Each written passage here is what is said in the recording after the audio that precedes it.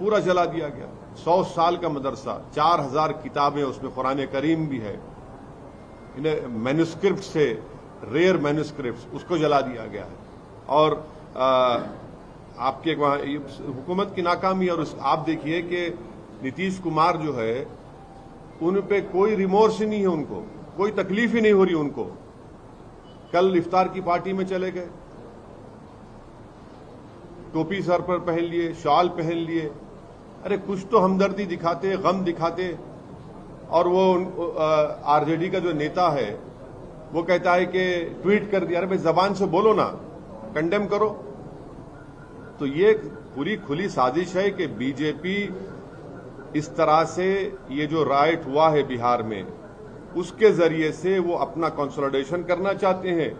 और नीतीश कुमार और तेजस्वी यादव ये चाहते हैं कि मुसलमानों को बिहार के हमेशा उनके दिलों में खौफ पैदा कर दिया जाए। तो सुनिए, ट्वीट से काम नहीं होगा। आप सत्ता में हैं, आप मंत्री हैं, आप पावर शेयर कर रहे हैं, क्यों नहीं अभी तक आप और आपके चचा जाकर उस जगह का इंस्पेक्शन करते, उस मदरसे अजीजिया का, उस मस्जिद को जो जाने की कोशिश की गई थी? क्यों नहीं आपकी सरकार ने अब तक कंपनसेशन का ऐलान किया? क्यों नहीं अभी तक आपने उन पुलिस वालों के खिलाफ एक्शन लिया जिनकी मौजूदगी में वायलेंस हुआ? क्यों नहीं आप ये अरेस्टिंग जो लोग किए कर रहे हैं? ये तो इनकी नाकामी है, बिल्कुल सरासर इनकी नाकामी है, और हम कंडेम करते हैं। और देश के होम मिनिस्टर बोलते हैं कि उल्टा लटका देंगे अगर उनकी सरकार होती। तो फिर वडोदरा में क्या हुआ? उल्टा लटका देंगे तो कर्नाटका में इदरीस पाशा को जिसने मारा उसको उल्टा लटकाएंगे होम मिनिस्टर साहब? कर्नाटका में आपकी सरकार है ना, आपका मुख्यमंत्री है। इदरीस पाशा को रामनगर डिस्ट्रिक्ट से किडनैप करके 20 लाख रुपए रैंसम पूछा गया, 20 लाख रुपए, और नहीं देने की बुनियाद पर उसको आप मॉबलिज कर दिए, उसको उल्टा लटकाएंगे। जुनैद नसीर को हरियाणा में मार दिए ले जाकर, क्या होम मिनिस्टर अमित शाह उन जो मारने वालों को उल्टा लटकाएंगे? ये कौन सा ये बात करते हैं? तो बंगाल के हिंसा को कैसे देख रहे हैं? मैं जो वायलेंस होता है उसकी जिम्मेदारी स्टेट गवर्नमेंट पर आयद होती है, वो उनकी नाकामी है। और जो प्रोसेशन निकालते हैं उन पर भी जिम्मेदारी आयद होती है कि उनका प्रोसेशन निकाला गया, उनकी भी जिम्मेदारी होती है कि वायलेंस को ना होने दें। तो आप क्या सो रहे थे? होटल में रेड मारना था, आप उनको उठाना था होटल से उनको। और अगर जुलूस का परमिशन जो एक रूट दिया गया था, अगर रूट से अगर कोई डाइवर्ट कर रहा है तो आप उनको रोक देते वहां पर। हर प्रोसेशन का एक रूट मैप होता है ना, आप रूट मैप को फॉलो करिए।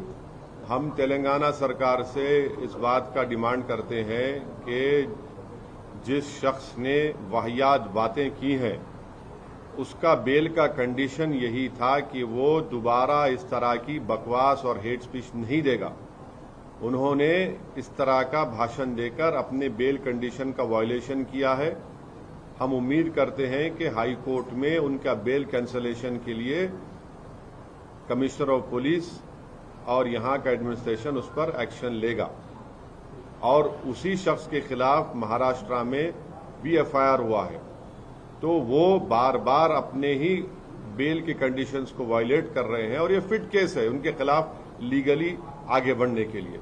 और संगारेड्डी में जो पटनचेरू में जिस 3 बच्चों को मारा और पीटा गया मार्केट के मामलात में, कल मेरी डीएसपी संगारेड्डी से बात हुई है।